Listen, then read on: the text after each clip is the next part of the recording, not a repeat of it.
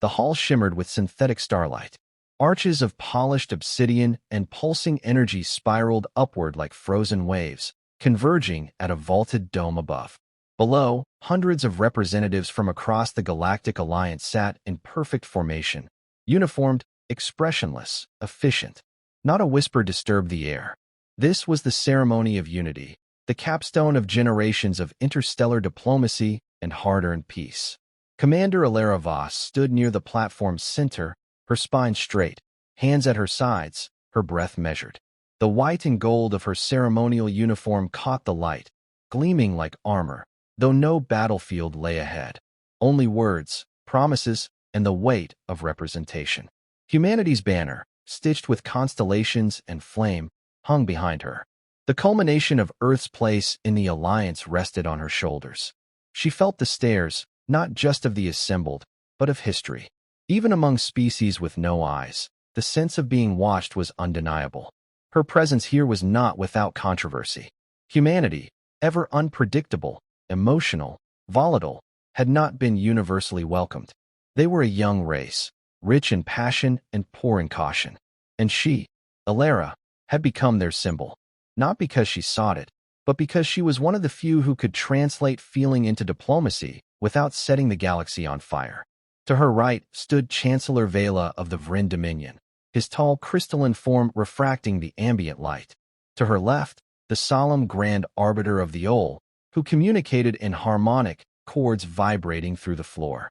Their expressions were unreadable, but their presence beside her was acknowledgement, a sign of inclusion, of trust. She allowed herself a quiet breath of pride. Then her wrist communicator buzzed. The signal was meant to be dormant during ceremonial proceedings, only set to override for the gravest emergencies. A pulse of unease traveled up her spine. She angled her wrist slightly, eyes flicking downward, unnoticed by most. One line of text burned across the display, framed in crimson. Earth lost. Global silence. Unconfirmed hostile activity. She stared, willing it to change, to vanish, to be a cruel, impossible trick. But it remained. Every syllable felt like a blade dragging through her chest. Her mouth parted, then closed. Her limbs trembled, but she held still. She had trained for pressure, for crisis, but not for the end of home. Behind her, the officiant's voice droned on, recounting the long journey from interplanetary conflict to interstellar accord.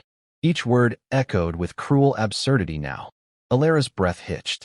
She turned slightly, eyes seeking out Admiral Kesrin in the first row. A fellow human, once her commanding officer, now a diplomat. He saw the display on her wrist as she angled it toward him, only for a fraction of a second. His face remained composed, but his fingers, resting calmly moments before, curled into white-knuckled fists on his lap. Alara tried to speak, but no words came. Her throat tightened. The world around her began to tilt, sounds swimming in and out like waves over broken radio static. Her eyes welled. The tears were sudden, hot, undeniable. She pressed her lips together, tried to draw breath, to suppress the surge, but it was no use. A tear fell, then another. A rivulet streaked down her cheek and shimmered in the blue-white light of the hall. She didn't wipe it away. She couldn't. Her body, usually so obedient, so measured, had betrayed her. And in that betrayal, a new silence spread. The officiant paused mid-sentence. A ripple of motion passed through the hall, not in words, not in gestures, but in attention. Dozens of eyes turned. Then hundreds, thousands, if one counted the remote delegates streaming in from across the quadrant. They saw her cry. A human, the human, breaking, in the middle of the most sacred moment of unity the galaxy had ever witnessed. No one moved. No one knew how. The ether. The chamber was sealed. Walls of translucent alloy shimmered with a pale pulse, a biometric rhythm synced to her own heartbeat. Alara Voss sat motionless on a bench no wider than her frame, her palms resting open beside her, as if in surrender. The isolation chamber wasn't meant to feel like a prison, but every detail, too sterile, too silent, betrayed its purpose. Observation lenses, massed behind the walls, fed her every breath to committees she could not see. She had not spoken since the ceremony. Outside, the galaxy was rearranging itself in silence. One woman's tears, so small, so human, had unlatched something far older than treaties. A sound bloomed softly at the chamber's edge, harmonic resonance, barely perceptible. It vibrated through the air like a song hummed by gravity itself. The old envoy had requested an audience. She didn't know its name. Its kind did not use them, but she had seen its face, if it could be called that. A plate of shifting light, always forming, never staying still. She nodded her assent without lifting her eyes. The floor rippled, light condensing into a single, spherical presence. The air thickened slightly, as though the chamber had become smaller. The Oul's voice emerged not through sound, but through feeling, a message projected directly into her cognition, skipping language altogether. Your grief was witnessed. Alara closed her eyes. That wasn't meant to happen. It could not have been prevented. She wanted to argue. She wanted to scream. But what would it change? They think we're unstable again, she murmured. Dangerous. There was a pause, not of hesitation, but of calculation. Yes. She flinched. Do they think I planned it? Her voice cracked. No, that would be more dangerous. Her laugh came bitter, hollow. Then what is more dangerous than intent? Contagion. The word struck her like a blow. She looked up sharply. They think it's spreading. It is not thought. It is measured. Alara felt a sudden weight behind her eyes. Measured? How? Empathic resonance. Localized, then dispersed. Traceable through neural fields. It touched 14 species within minutes. Even those without emotive centers responded in instinct. Instinct isn't emotion, she said. It's biology. Then perhaps your biology is the anomaly. Or the seed. A silence fell. The Owl made no move to leave, nor did it shift again. Its light simply dimmed slightly, as though sharing her sorrow. Finally, it spoke again. They remember the fall of Seraph. The words hit harder than the first. That name had been buried, deliberately. Seraph, a world that had succumbed not to weapons, but to contact. Human settlers had come with aid, with art, with the stories of Earth. They had taught the Sarifi to sing, to mourn, to remember. Within 2 generations, the species' emotional architecture, dormant for millennia, had awakened. Their minds, unprepared for the enormity of feeling, fractured. The Sarifi ended themselves, not with war, but with surrender. It had been classified. Only a handful of humans knew. Alara knew. She'd read the records. She'd seen the images. They think it's happening again. They fear it is. And what do you believe? The Owl's glow paused, then shifted, deeper, steadier. I do not believe. I observe. She looked away. Behind the shielded walls of her chamber, the galaxy's core flickered on distant screens. Councils met in shadow. Species that had barely spoken were now exchanging protocols.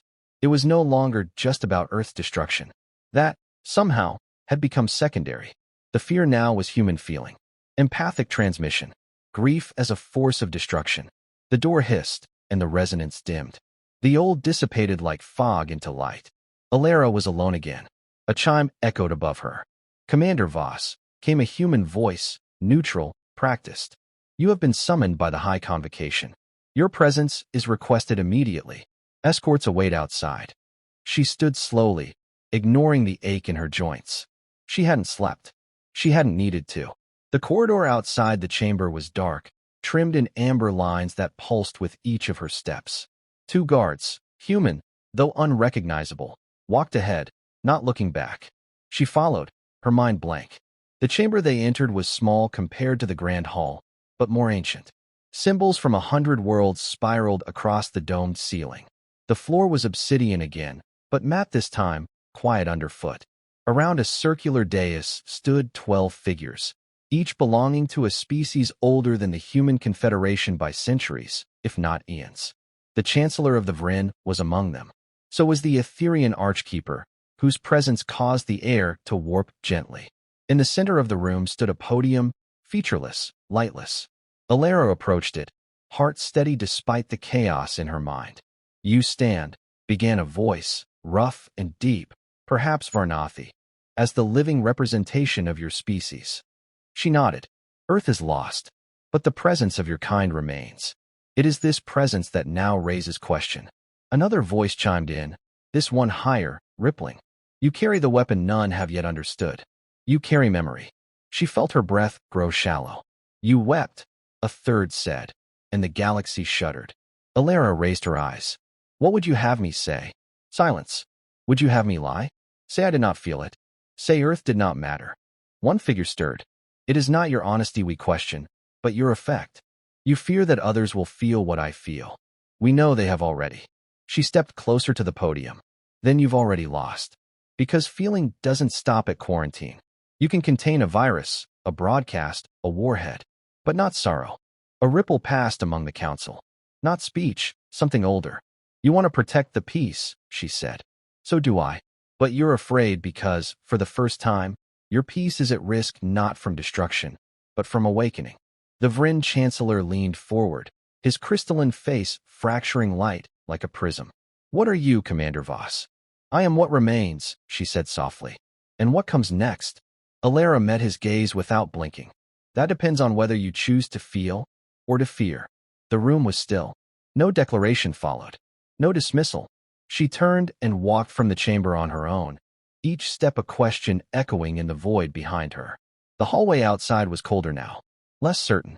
Somewhere, in the endless black between systems, humanity's home had gone silent. But Alara was not silent.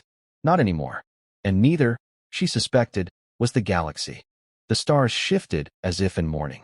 From the observation deck aboard the vessel Kestrel's Mercy, Alara Voss watched the long spiraling dust plumes of Sector 11A, a place that once held an Earth trade node and now drifted aimlessly through silence. She had not returned to active command. No one dared place her in that position again. But she was not a prisoner either.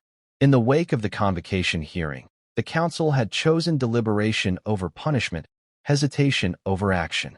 It was more dangerous than any sentence. Outside, the diplomatic fleets were gathering, an unofficial summit of factions, each cloaked in veiled intentions.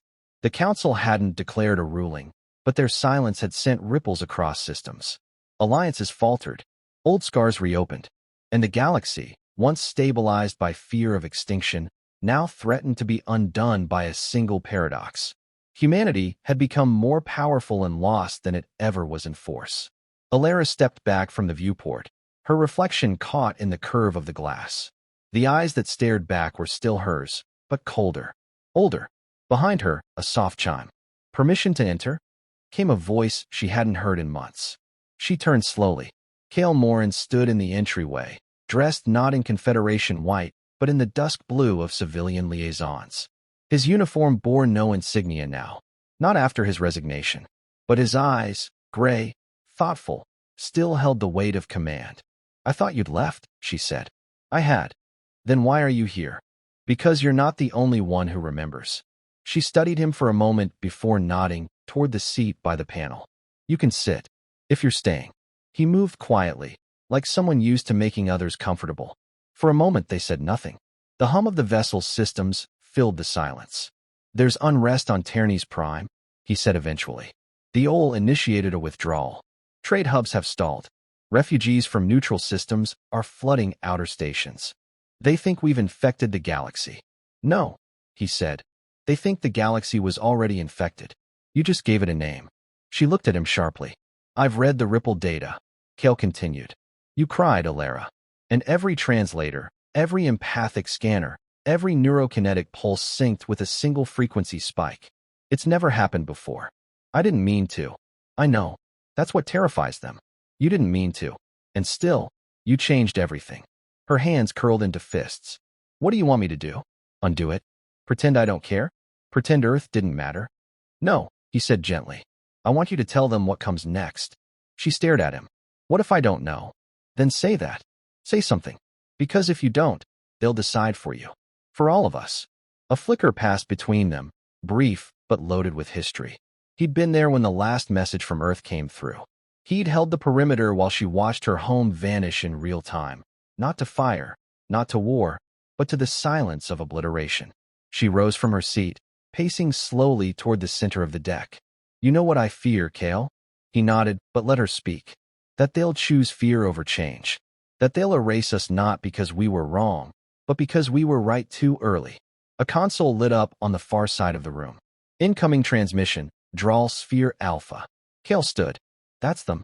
The summit envoy. They've requested a message. Alara exhaled. Of course they have. You don't have to go in person. No, she said. But I will. He moved toward the control panel. Are you ready? No, she replied.